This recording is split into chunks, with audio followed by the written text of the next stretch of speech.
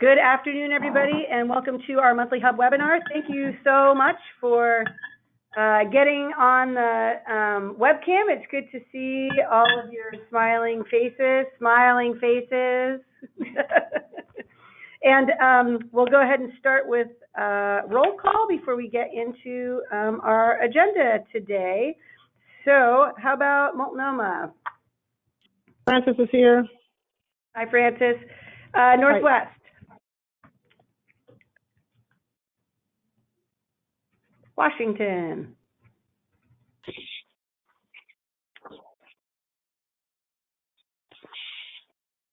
Clackamas.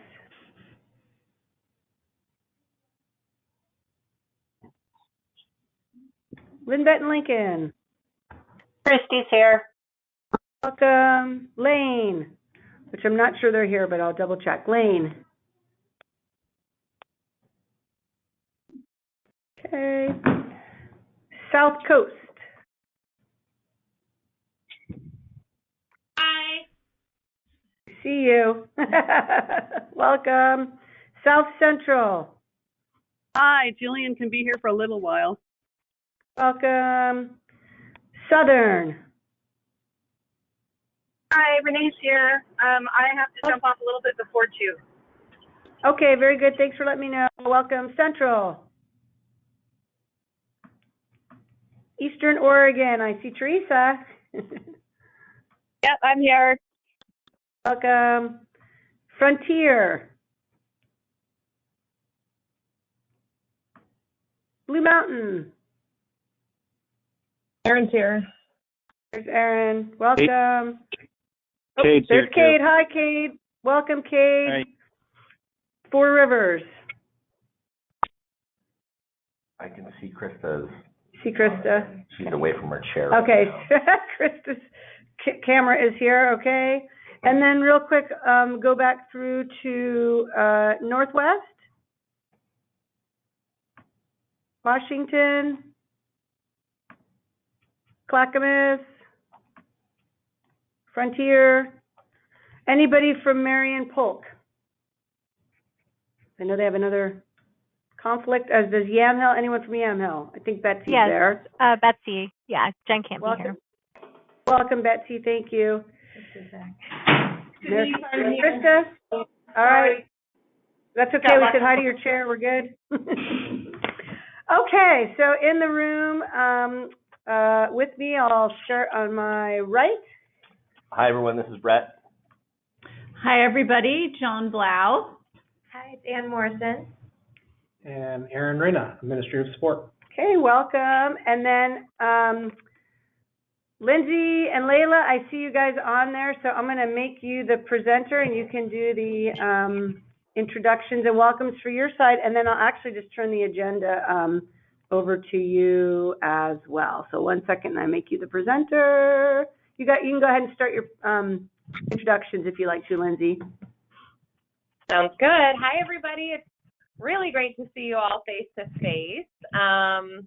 Let's see. Oh, there it is. I can share now. Let's make sure I get that right. Okay, fantastic. Can everybody see that all right? Yes. Wonderful. So I'm Lindsay. Again, we've chatted a few times over the past couple months, but now you know what I look like, and I'm going to learn what you look like, and that's going to be, I guess, half of the excitement in leading up until next week. I'm also joined by Layla Samander from our team here at SRC. And today we just have a few minutes for you. Our goals are really to talk with you about the outcomes for the collaborative next week. I feel like we've been kind of saying next month, and it's finally here. So talk a little bit about the outcomes together, go over some of the roles. One of the questions on last time's webinar was to really kind of get clear about how we're all showing up. And so we've gone ahead and outlined roles for each of the partners, and we'll share those with you and get your thoughts. And then we'll walk you through the agenda so that everybody can come next week and really know what to expect from the 2 days that we have collectively with the ELD team, the hubs, and SRC and SRI. And then we'll discuss any next steps and listen to any questions or reactions that you have, and then we'll pass it back over to the ELD team. Any questions before we get started? So one thing just to say is I know that if people want to kind of chat as we go, please feel free to type a message or raise your hand. You know, this is definitely not intended to be a lecture. It's going to be very short anyway, and I have 2 breaks for us to just stop and listen. But if there are things along the way that you'd like to contribute or clarify, more than happy to stop as we go or slow down as needed. So just to begin by going over the meeting outcomes, really as a result of the PLC next week, the collaborative meeting, we hope that all participants will gain clarity on expectations and plan for implementing comprehensive timelines related to coordinated enrollment for the state of Oregon. We're going to work on everybody's common understanding of the definition and the timeline. We're going to identify the key elements of coordinated enrollment and also have opportunities to highlight successful strategies and areas of current or potential innovation. In addition, through reflective experiences and relationship-oriented inquiry, participants will highlight and celebrate areas of stakeholder engagement that you've had experienced as successes. You'll share innovative approaches to centering family voice and identify other ways to plan and support one another as a professional learning collaborative. So those are the overall outcomes for the meeting. And then really specifically in terms of roles, I'll go through each group. To begin with hub directors and your teams will share and learn from community level best practices and innovations related to coordinated enrollment and stakeholder engagement. So we're really asking that you come prepared to share your successes, to collaboratively seek solutions to common challenges, as well as really be willing to access what you know and your experiences and allow for the identification of successful approaches to developing that implementation timeline and plan, and think about and project towards implementing coordinated enrollment in local communities. Next, we'll talk a little bit about the ELD team's role. So in addition to serving as a co-facilitator who will clarify key message, celebrate best practices and innovations within the hubs and the hub communities, the ELD team will also participate in reflections and contextualizing activities in order to support solution finding and really share what is going to be most important in moving forward in this initial year. Additionally, the ELD team will articulate the vision and expectations for coordinated enrollment across the state and create a transparent process that identifies solutions and commitments to next steps. And lastly, your partner consultants, SRC and SRI, will be working to really create a collaborative space.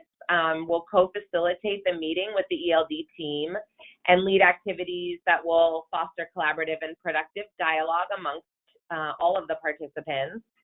We'll elevate state and national examples related to the key elements of coordinated enrollment.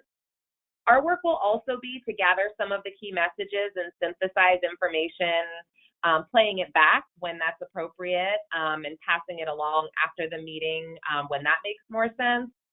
And finally, our role will also be to facilitate an evaluation of the experience over the couple of days and create some structures for activities to occur in the coming months. So I'll stop there and ask if anybody has thoughts to share. What about this might you find helpful in preparing for your time? What kinds of things will you do to get ready for next week's meeting, besides obviously clearing your plate of all of the other important things that you do every day? What are things that you're thinking about in getting prepared?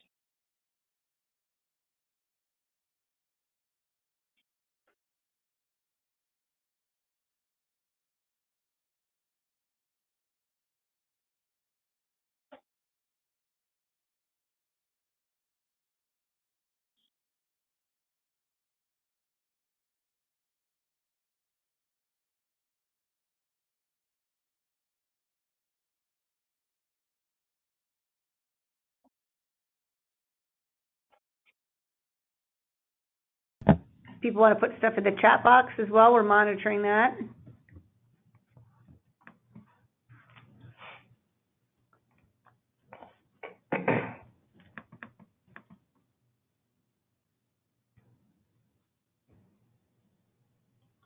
So do the roles feel comfortable for, oh yeah, sure. Krista's asking if we could see the hub role slide again. Absolutely. There you go. Any thoughts here from anybody from the hub? Krista, you might want to get us started, but anybody else have any thoughts or reactions to these roles?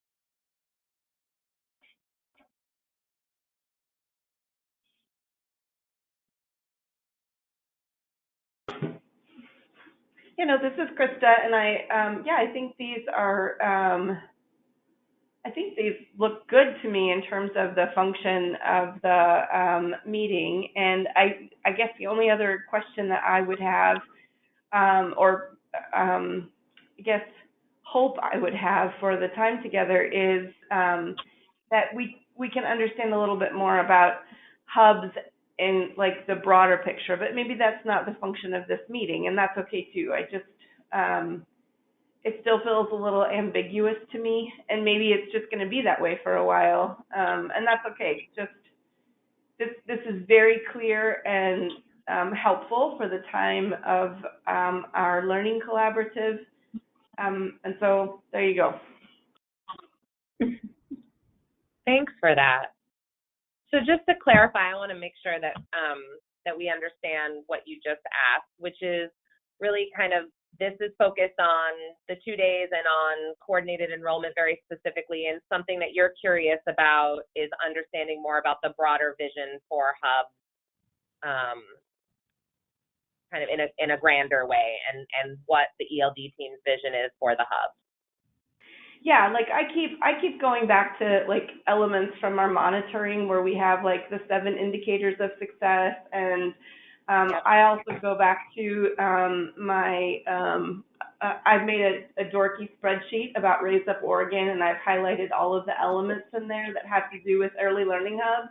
So I go back to that and look at, I'm constantly trying to anchor in the sense of how all of this fits together and how that empowers me as a leader in my community to do the work that's going to be important to help us meet our collective goals. And so I think when it comes right down to it, I think I'm also looking for clarity around that whole thing. And it may happen just serendipitously out of this whole process. That could be helpful, but that's kind of my hope in addition to what is kind of outlined here.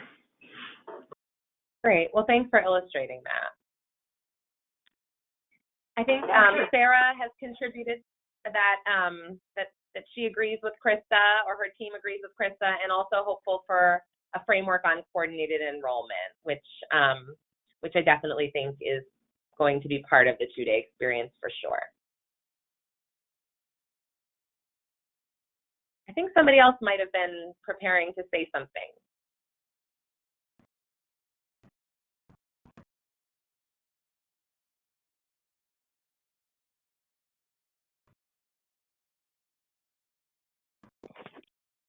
This is Frances from Multnomah.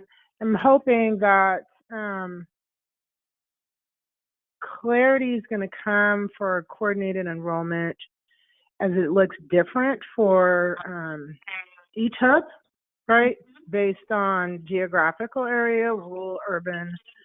I think that's one of the biggest things for Multnomah. I think it's one of the big things for all of us. And it's going to look a little bit different for everybody based on size and how that all comes together. Thanks, Frances.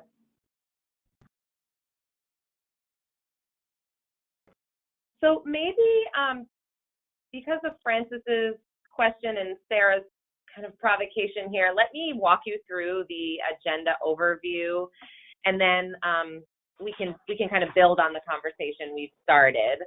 So just going to present in 2 slides really the segments and then the process. And so the meeting is going to be divided into 6 segments over the 2 days. Each is focused on a key element which is impacting your ability to effectively implement or continue coordinated enrollment. The first section is going to be an overview and the definition of some terms, that framework. The second section is going to be kind of introducing the overall year 1 timeline, and that section is then going to kind of really work to stick with us throughout the entire couple of days as we consider how each of the other sections is impacted by the overall timeline. And so we'll be kind of working with that. The third section is going to be around marketing, outreach, and recruitment. The fourth is around eligibility, programming, and enrollment. The fifth will be around selection and placement. And the sixth section will be really around next steps and moving forward. The other thing I just want to say that isn't here is that there's really a thread of equity that is going to be throughout all of the sections and a focus of all of our efforts as we think, reflect, and plan for moving forward.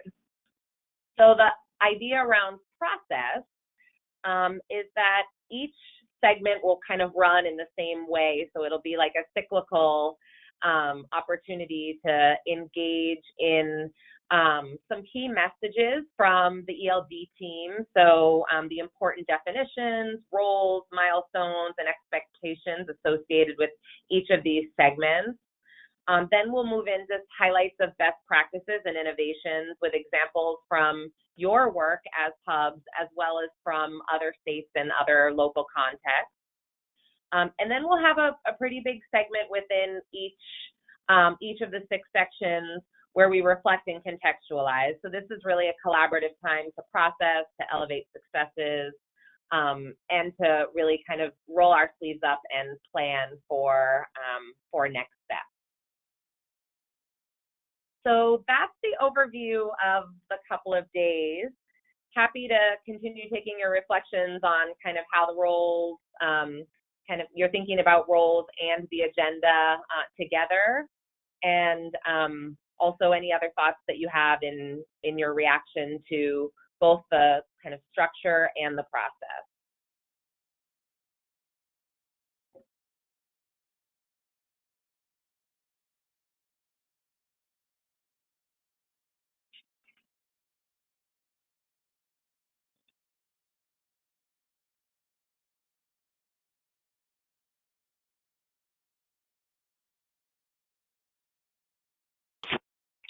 Question. This is Frances again. Is it just the hubs that are going to be at the collaboration, or the CCR&R is going to be there too? It's just the hubs. Okay.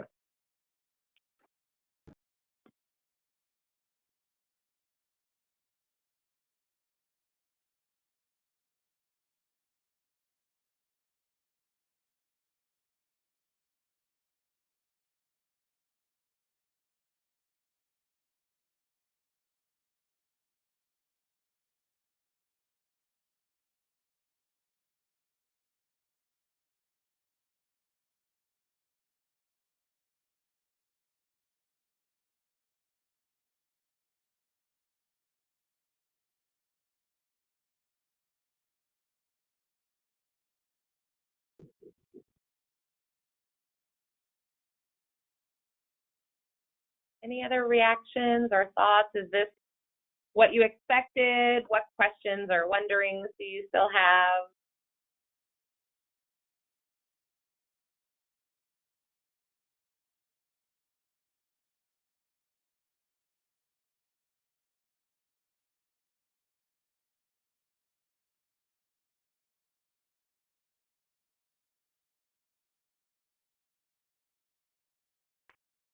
Well, this is Christy from Lynn Benton Lincoln, and one of the things, just thinking about timeline, and it's more of a curiosity for me, as there's been conversation around what it would look like with staffing and working backwards from when I would need to have somebody on board and knowing what my process is like within my backbone organization. And I think that comes up as a challenge for many others, and really eager to hear about what the timeline is going to look like so I can anticipate what I need to be doing over the next several months. Yeah. Yeah, I think, one of the things, to kind of just put it plainly is the hope for this is that everybody will really walk out of the door on the 26th feeling really clear about next steps for implementation for the year and have some solid plans for that type of anticipation. So that is absolutely the goal, and thanks for raising it. Hey, it's Krista again, and I just had a quick question about how, we have those different zones, the pink, purple, and blue zones, about technical assistance and that sort of stuff for coordinated enrollment. Yes. How do those meetings and things you've learned from different places, how do those kind of factor in, or do they? Is there a connection between that work and the TA plans? I'm under review of a TA plan that I just got this morning, which looks really fun. I'm excited, but is it a part of this, or are those kind of two separate pieces of work? No, I think they're absolutely interconnected. So maybe I'll kind of start with the work that we did to kind of hear and listen and learn about your family and community engagement efforts, particularly within the sector planning, will absolutely come up kind of throughout the 2 days as celebrations of success. And ways to think about how to continue that community and stakeholder engagement as you move into deeper implementation, in particular with coordinated enrollment. And then I think from both the kind of case study perspective and the TA perspective, everything that the teams have been learning when they're alongside you, whether or not you were a case study hub or a TA hub, or there was one hub that had both. I think the idea is that in that component of the work where we highlight best practices and innovations, that's where we're going to kind of hear and be able to connect to the things that have been happening out in the field. And hopefully, really, the idea from a process perspective is that we take those highlights and then move them into these reflections and contextualizing sections, so that you all can consider kind of what things are out there in the field, both within Oregon and across the country, that feel important for you all to prioritize, as well as thinking about ways that you can continue to learn from one another and kind of lift up some of these practices and get support around them, because the ELD team, I think, is really eager to continue to listen and hear about really the ways that are kind of being surfaced as needs for for technical assistance and support. So that all of those pieces, I think, hopefully will really coalesce.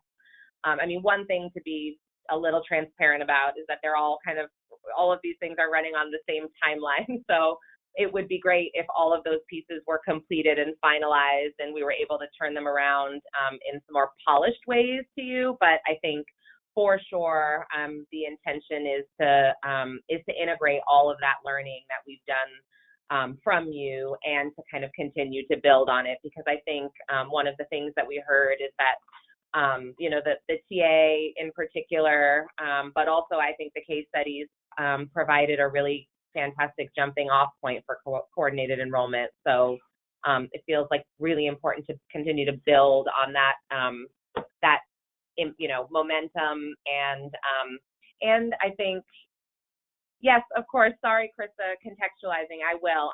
But so at any rate, I'll stop there. And I think what we mean by contextualizing is kind of imagining what that would look like in your specific region, right? So I think, you know, Francis aptly said, like, things are different in different regions, but coordinated enrollment is going to have a definition and a set of guidelines. And so what are the ways that hubs can really, I think, kind of consider what it means to have fidelity to those guidelines, but also operate in context in ways that are meaningful within their communities. Does that help? Yes, thank you very much. I appreciate that. I kind of had a feeling what you meant, but that just makes it real for me. Thank you. Of course. Hey, any other thoughts to share?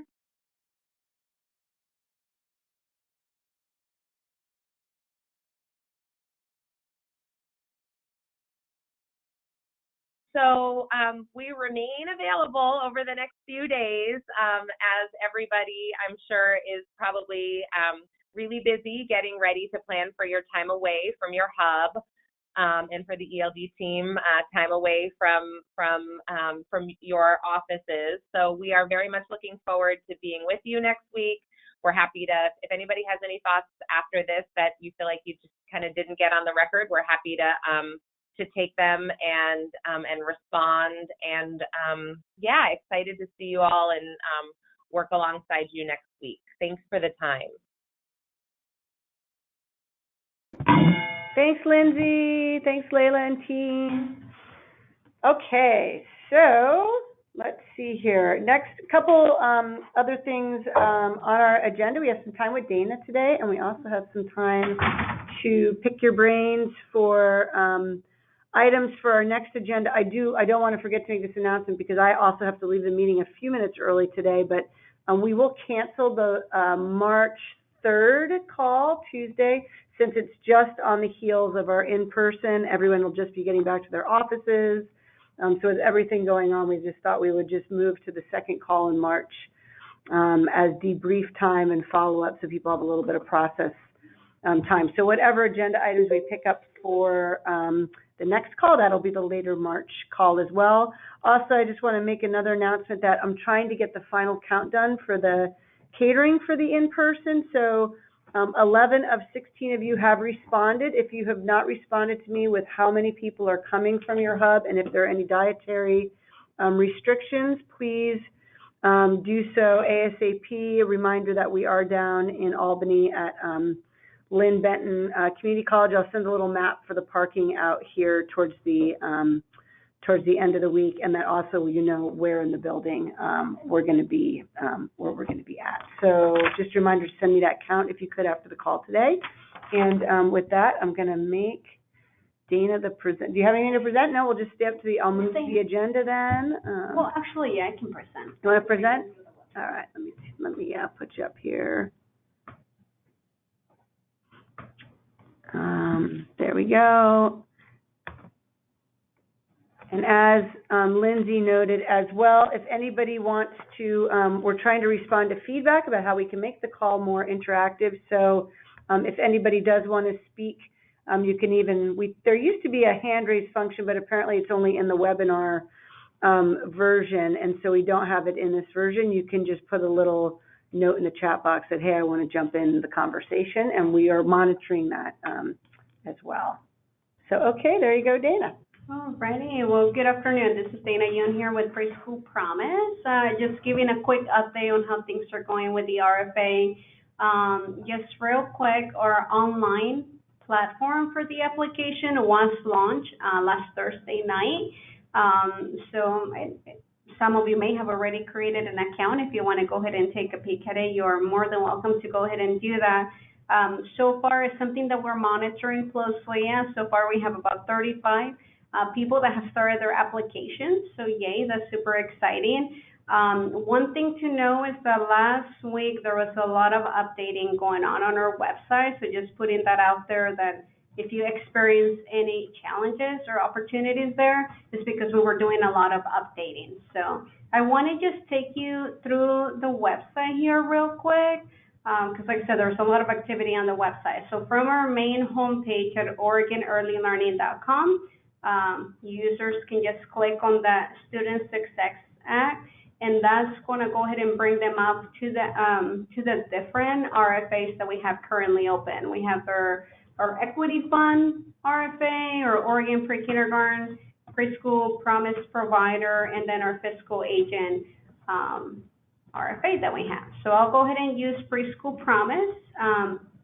Each of these categories, when you come to this page, you're going to go ahead and see this drop-down menu, and to go ahead and see the information available in there, you just click on the little plus sign, and that's going to go ahead and bring up all the information about the RFA. So we'll go ahead and do the Preschool Promise Provider RFA right there, right away.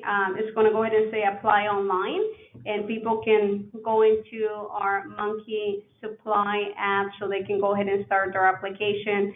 There's also some instructions on how to use the platform in English and in Spanish. And then if you scroll down, you're going to go ahead and see the links to our pre-recorded webinars that we had last week. I believe there's a lot of webinars going on. We had the Preschool Promise. I know I facilitated in collaboration with Anthony, the Preschool Promise Provider in English, Preschool Promise Provider in Spanish, and the Fiscal Agent one. And I know Equity Fund and our OPK Friends have their own webinars. So it's the same format for each of the grants. You can take a peek at that. Individuals can go ahead and submit their question for the RFA. And then as of last Friday, we've also posted a document that goes over the frequently asked questions for the RFA in English and in Spanish. So you'll go ahead and see, just click on it, and then it's going to bring up another page that has all of the questions. The same thing with Equity Fund, they posted their questions too. Just going back up to the overview of the webinar, you're going to see the actual recording of the webinar, but then you also can go ahead and click on the actual PowerPoint, which we've been getting some feedback that they really like this PowerPoint. For individuals like it for two different reasons. One of them is because it breaks down the RFA into categories. I think we talked about this. The RFA itself is like 52 pages, but this one breaks it down. Really, the application for Preschool Promise is only 6 pages from, and it's really pages 12 to 18. What's really neat is that with the platform, it's going to streamline a lot of this information so people don't get overwhelmed. But I did want to bring this to you. This slide has been getting a lot of positive attention because it breaks it down into chunks so people can see it. And as you can tell, pages 20 to 52, it's a lot of exhibits and reference documents. It was something that we wrestled with internally, whether we wanted to go ahead and include it on the RFA or not. But because we didn't want to leave people like fishing from one website to another, we put it all into one. 17 of those pages are the at-a-glance sector plan. So that also provided an opportunity of like, whoa, why is there so many exhibits? Because we want to display the hard work that you all have done, and then trying to streamline some of it. But I want to point your attention to this slide that, like I said, it breaks it down with really important just general information, funding opportunity, program expectations, how people are going to be scored, and the actual application, and then reference documents. As you are engaging with your providers, you can look away. I don't want to make you all dizzy. But as you're working with your providers in this PowerPoint presentation, once we get to slide 22, we broke down each of the questions, and we're providing tips for providers that they can go ahead and take a look at. So that was another Another thing that you can find in this presentation if you want to go ahead and use it as a resource in directing individuals. So enough about that. Similar thing at the bottom, you're going to go ahead and find the Preschool Promise application in English and in Spanish. You have the self-assessment checklist, which providers don't need to send to us. And then we have the slot allocation and technical assistance and opportunities. Those are translating. Another thing that we've added to our group here is some translation support internally. So that will allow us to translate things and be able to post them online a little bit faster than we have. Our communications department has added this tab right here for outreach materials, and that's where you can find like the Preschool Promise flyer that you can use in community and distribute it, share it on your website. So a lot that need, as you're doing your engagement in your communities, you can come here. There's some stuff for the equity funds, so anything, just some collateral pieces that you can go ahead and use in your community. The one for the Preschool Promise flyer is going to be translated here pretty soon, so we'll have one available in Spanish as well.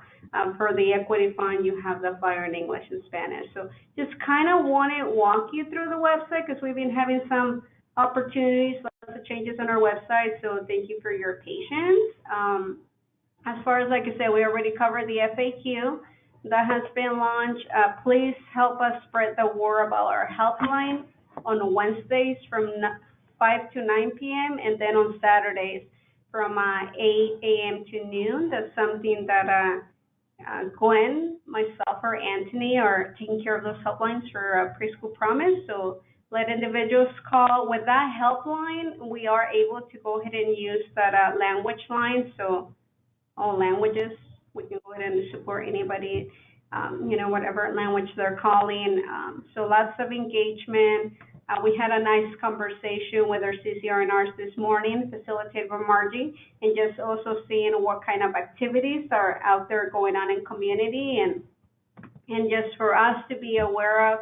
We already have our road shows all planned and scheduled, but we know there's a lot of opportunities in other hub regions, so we can find it available. We'll either join virtually or in person. We're seeing, I know that right now we have already selected some entities, but like for example, last week we joined virtually in Yamhill County in Southern Oregon, so those are opportunities so for us to go ahead and continue collaborating. But yeah, that's all I have so far as that. As far as our RFA, everything's going well, everything's getting launched, and thank you all for your patience as we're diving into this next wave and people are starting to submit their applications. So, is there a question? Yeah, I have a question. This is Krista. Mm-hmm. I'm sorry that I'm the talker on this one, but my question is, for the road shows, our Child Care Resource and Referral have done a really great job of getting those out to people in our community. And we're also working with them and other partners to try and figure out how we can support real-time translation in Spanish in case any of our Spanish language providers are coming.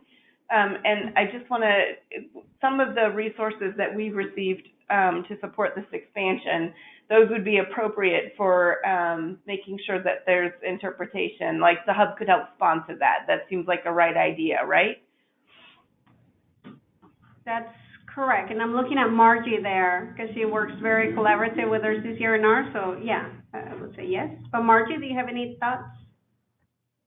I agree. Absolutely. It's a great partnership, great way to support. Not all of us. So just a little bit, everyone knows kind of what's happening with the CCRNRs right now. We're doing some intense capacity building and training of new staff as well as old staff. So the quality improvement specialists are in trainings this week, and all of them. We have filled it with all of the quality improvement specialists around the state in a training called Lead, Learn, Excel that comes from the Ounce of Prevention, our Ounce of Prevention grant. And then next week, the infant toddler quality improvement specialist will be in trainings for the 0 to 3 critical competencies for infant toddler. And so that means that there are a few places where we may not have a Spanish translator available because they're in Eugene or Salem. And so in some places, the hubs are helping with that. And we may, and also Dana, where the places she can help as well, kind of holding 2 roles in some cases. But where the hubs can help, if a QIS Spanish speaking person isn't there, then it'd be really great. Definitely. Yeah, and on the ones that I'm attending, because the CCRNRs have asked, like, what's the preferred method? I mean, if we can do, like, dual translation, that's nice, but at the same time, like, for the ones that for example, like, next week I'll be in Klamath Falls and Redmond, where, like, we can do a session in English and a session in Spanish, right? And then for even the virtual ones where you're not listed, it's one of, like, the roadshows selected by the ELD. Like, last week we were able to do, like, with Southern Oregon, I was able to join virtually in their English one and then virtually in their Spanish one. So I do want to put that out there, that for those of you that are holding different community engagements events, I'm able to just go ahead and plug myself in there too, virtually. And if you're close by, then we can see about going in person, although I want to be able to visit everywhere, but no, we are restricted to just a couple. But if I can be there even just by phone, let's make it happen. That's great. I think for our purposes, we've got systems in place where other meetings that we have, there are folks that have, like, the transmitter in their ear, and it can be real time so that everybody can be in the same room. I think that we're going to try and move in that direction for our meeting. So thank you. I just wanted to make sure that made sense to everyone. Appreciate it. And then a big question that they came up, which you'll find in that in our frequently asked questions, was the question about our pilot that we have within the RFA for rural areas. So we have now provided clearance as to where that pilot is going to be offered. So I'll pull it up here real quick for you. So it says, like, which rural counties qualify for the Rural Register Family Pilot Project. So now you will actually see a list of counties. And then for others, we are listed in, like, if your county is not listed above, you may still be eligible for the program based on how Oregon defines rural, which is, 40, if you live within 10 miles or more from a population of 40,000 people. So I know that one, we've been getting a lot of questions on that, so I want to make sure that we have answered that and provided some just a moment, there you go. So we can go ahead and provide some clarity on that. And I think there's another question on the chat box as far as, like, the minimum amount of 18 children, like, what happens in some areas where they may not need 18 children? Can they apply for 13 or 10? And yes, they can. Then we just go ahead and explain that in their RFA, in the narrative. Okay. Mm-hmm. Any other questions? Alrighty, well, we want to continue our collaboration. So you as hubs, any questions about, like, any kind of confusions on the RFA, if we need to do more targeted marketing and advertising in some of the hubs, like if you're feeling like, we're not seeing a lot of people interested in our RFA, let us know. We're working really closely with our communications department to do some more targeted advertising in those areas where we need it. I know our communications department has some social media stuff going on, press releases going on, so by all means, or if you have an idea that you're like, hey, I really think we should do X, Y, and Z in this area, I really want us to go ahead and maintain that communication open. Alrighty, well, thank you. That's all I have regarding the RFA. Great. Thank you, Dana. Okay, so Let me get to my right screen here for you all. Very good. Agenda items. So now is, again, a request that we had to have some open forum time for folks just to bring up general questions, comments, et cetera. So we have the chat box open for that as well, or people can just jump in. And then we'll also move to collecting agenda items for our next call. So anybody for the open forum? Questions, comments, concerns?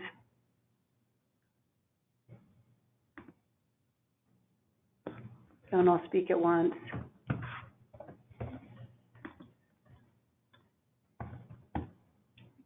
That thing up there. Brett, do you see that chat box? I can't Sorry. move it. I have nothing. Nothing in there, okay. That's a great question.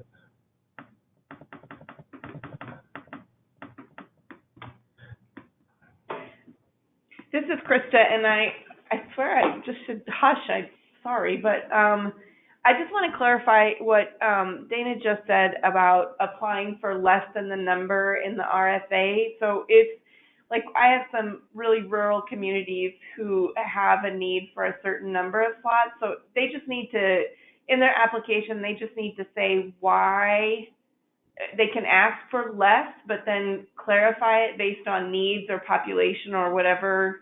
Is that what I heard?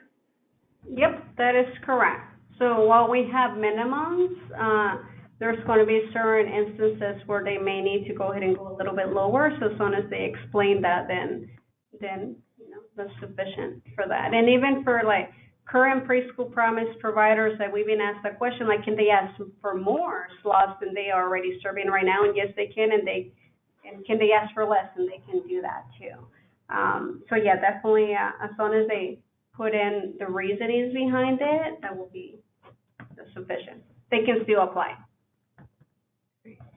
That's so encouraging. Thank you, because we were worried about trying to figure out how to pool people together for some of the smaller communities to make that work. So thank you very much. You're welcome. And what I'll do is I'll go ahead and also add that question to our frequently asked questions, to our Q&A document that we'll go ahead and launch again. Other questions, comments? I just want to add to that, I mean, we have lots of school districts in our region that have just basically closed the door to preschool promise because of that 18 slot requirement. And so I think that is so important to add to the FAQ and so important for our rural communities. So thank you for being flexible there. You're welcome. Thanks, Sarah. Thank you. Yeah, we'll definitely get that added. There's a question in the chat box from Brenda.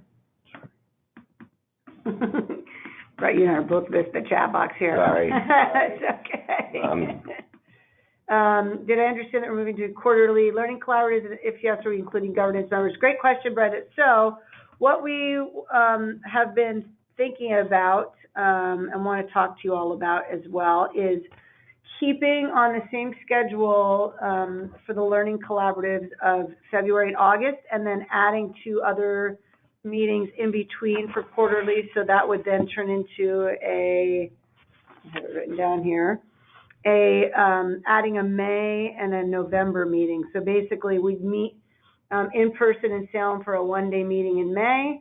Then we'd go ahead with our 2-day learning collaborative in August, somewhere around the state, hopefully towards Eastern Oregon, Pendleton area, and then back again in November in Salem, and then back to the February learning collaborative is what we have been in conversation about. Would like to talk with you a little bit more about probably at the learning collaborative about how that would work. And then in regard to governance members, that certainly was, you all recall, before we went down the road of phase 1 planning, that was our plan for the learning collaborative, was to start to include governance members. So that is still on our mind. It's an important part of the work, and probably something that we could do to include them most likely at the August meeting, and possibly the May meeting. None of that's figured out quite yet.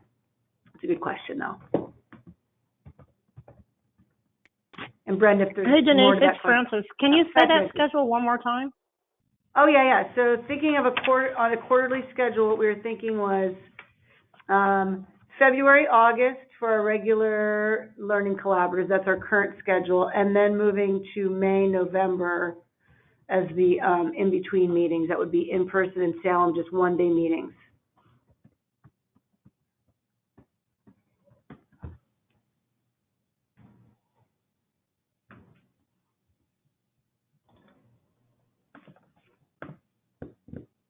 Yes, good. Yes, and Brenda makes a comment, dates sooner than later. That would be great.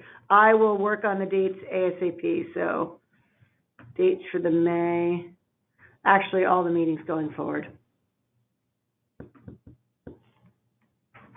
Particularly in August if we're going to be somewhere out in the field, so yeah. Yep. See, Dana's got, you want to Yeah. say one? Sorry. Again, preschool Yeah. but for those hubs that were not able to join our last hub check-in that we had, just real brief, as you know, there's a lot of work here with Preschool Promise, so we have added some additional capacity. So any question regarding your Preschool Promise, like contract, like insurance or anything, direct those to Denise. Cece maybe she's stepping in to go ahead and, help. And then she's the contract manager, so direct those questions and just CC me. And then as far as our program unit, we've added some additional capacity. Andy Molnar, she's going to be helping me with some, for example, coordinator work plans and some stuff. So in case you who are a Preschool Promise Hub, you're starting to see Andy's email. Why? It's because she's helping. As you can all imagine, there's a lot on my plate right now, and we want to make sure that all of your needs are met at the same time while we're going through everything that we're going through right now. So just plugging that in. Thanks, Dana. Any other questions or comments? And if not, we can move to agenda items for the March meeting. If there's agenda items people would like to have, like the specific dates for the next 3 meetings, that's one I have written down. Have that figured out by then.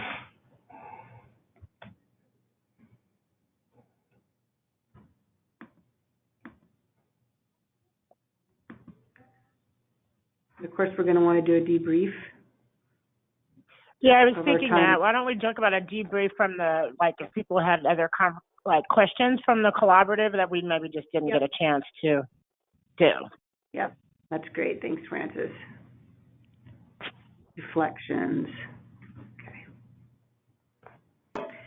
So, one piece we should mention that is going to be part of the Learning Collaborative that's a little bit outside of the coordinated enrollment piece. That's going to be on the second day. So Wednesday, we're going to have a kind of a lunch and learn thing. We'll grab our lunches, and then we're going to have some folks from PSU, and Anne's going to tell us about what they're going to do with us until 1:30ish. Try to get you out of there before 2 o'clock. Yeah, so as with SRC kind of ending our time together the end of February, our initial preschool development grant is winding down. And as you'll remember, the needs assessment, statewide strengths and needs assessment, was a large part of our work this first year, co-led by Beth Green at PSU and Catherine Pears at OLFC. Acronyms. They will be debuting the interactive map that includes data both that you all received and analyzed, took a look at to help with your ECE sector planning, as well as additional administrative data they were able to collect about children and families and programs kind of in many different sectors across the state. That data will be available on a map that will let the user zoom down to as small a geographic area as we're able to provide it. And so we're imagining that this is something that we would see a lot of use for in getting that more kind of local data and understanding in that region. We're asking the mapping consultant who's working with the research team to be there to debut it, primarily so we can get your last thoughts and feedback on it, as we'll have a couple days to integrate what we can and really write down and store any feedback we can address immediately so that we can make this a tool that is immediately useful and hopefully even gets even more useful as we go on. The research team will also be talking a little bit about the findings they've collected from some family choice sections, both through a family household survey, as well as I know they've partnered with many of you all to create community facilitated or led focus groups with specific families. So they'll have collected all that information and be able to share some of the findings about what they saw throughout the state, as well as point out, any particular unique regional differences or similarities there. So we're excited to have a chance for them to share some of those findings and to take some last feedback for you. And then we'll be having a final report probably coming out in March, as well as the launch of the map for your youth. So looking forward to hearing your thoughts on that, and hoping to have a little more to share with you ahead of time to kind of help frame that discussion. So as we're able, we'll be sharing what we can before then. Thanks, Anne. Any questions about that piece?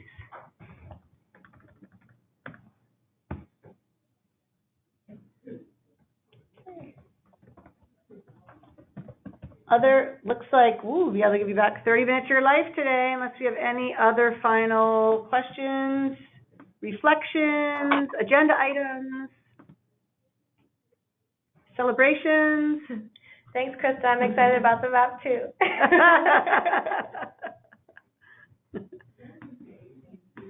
All right, everybody. Well, we will make the recording available as quickly as possible, probably by tomorrow, with the slide deck that SRC used today. And we are so looking forward to seeing you all and your smiling faces 1 week from today. Can't wait. If you have not sent me your final counts, please do so, and any other questions you have. And otherwise, we'll look forward to seeing you guys next Tuesday. Thank you. Bye, everybody.